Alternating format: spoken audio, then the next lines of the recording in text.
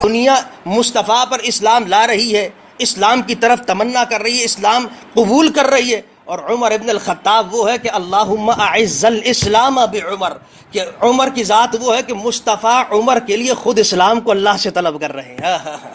یعنی دنیا مرید رسول ہے اور عمر جو ہے وہ مراد رسول ہے اللہ، تو کیا پھر مقام بڑھ نہ جائے گا؟ دیکھیے دنیا اسلام، حضرت علی بھی اسلام لائے، حضرت عثمان ابن عفان بھی اسلام لائے، بے شمار صحابہ اسلام کی دولت سے سرفراز ہوا اور بڑھ بڑھ کے انہوں نے قبول کیا، لیکن قابل توجہ ہے کہ کوئی اسلام لا رہا ہے خود،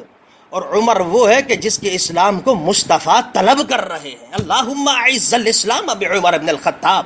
اللہ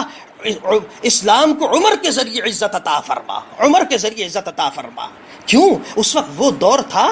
وجہ بھی سمجھتے جائیے، وہ دور تھا، وہ وقت تھا کہ جب آپ اسلام تو لے آئے، اللہ پر ایمان لے آئے، حبیب علیہ الصلوۃ والسلام پر ایمان، محبت بھی بہت، لیکن اپنی اس محبت، اپنی اس عقیدت، اپنی اس توحید کو آپ ظاہر ہی نہیں کر سکتے، آپ کی ہمت ہی نہیں کہ آپ کفار کے سامنے نکل کر تو دکھائیں، یعنی چھپ چھپ کر عبادتیں کر رہے ہیں۔ حضرت عثمان اسلام لائے ہوئے، حضرت علی المرتضیٰ اسلام لائے ہوئے، سیدنا صدیق اکبر اسلام لائے ہوئے، اللہ اکبر، بڑے بڑے صحابہ کرام، لیکن ہمت نہیں ہو رہی ہے، کفار کا غلبہ ہے، مشرکین غالب ہیں، ایذائیں دے رہے ہیں، مصطفیٰ کو ایذائیں دے رہے ہیں، تکلیفیں دے رہے ہیں، اللہ اکبر۔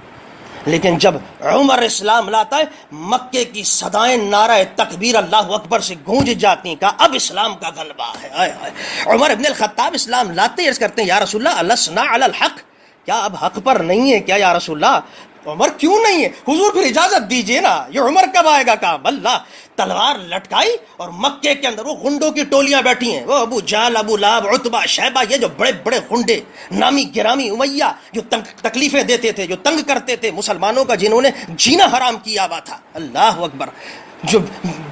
جنہوں نے زندگیاں جیرن کر دی تھی، وہ بیٹھا کرتے تھے، ہنستے تھے، وہ جڑیاں ڈال دیا کرتے تھے، کیسی کیسی اذیتیں اور تکلیفیں دیا کرتے تھے۔ عمر ابن الخطاب تلوار لٹکائے ہوئے پہنچے، 2 رکعت نماز ادا کی، کعبے کا طواف، کفار دیکھ رہے ہیں ڈر کے، ارے اب کون آ گیا؟ عمر آ گیا، اسلام لے آیا ہے، اللہ کسی کی مجال ہو۔ اور اس کے بعد مخاطب کر کے کہا ہے کوئی تم میں سے جو یتیم ہونا چاہتا ہے کوئی تم میں سے جس کی ماں رونا چاہتی ہے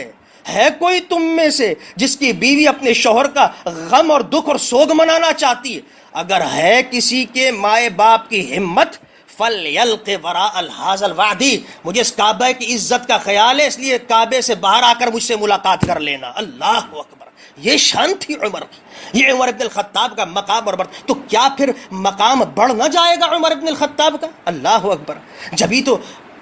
علی المرتضیٰ رضی اللہ تعالیٰ عنہ جیسی ذات گرامی بھی کہہ اٹھی کہ یہ وہ عمر ہے کہ لا شک فی ھذا الشیء ان السکینہ تنطق علی لسان عمر، کہ عمر تو اس مقام اور مرتبے پر پہنچے ہوئے ہیں کہ جب بھی کوئی بات سوچتے بھی تھے، رب کائنات ویسی ہی قرآن کی آیت نازل کر دیا کرتا تھا۔ سبحان اللہ، یہ مقام عمر ابن الخطاب۔